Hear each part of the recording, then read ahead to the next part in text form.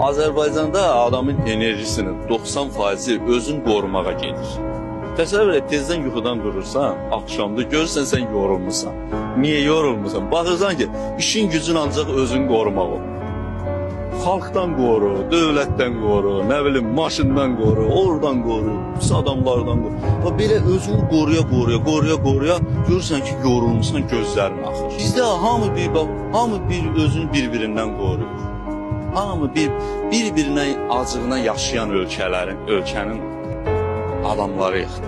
Adamlar hamı bir-birinin acığına yaşayır ölkə.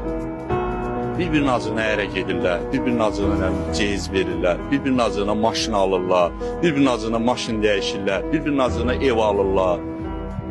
Və bir-birinin acığına yaşayan ölkədə, adamların ölkəsində adam yorular.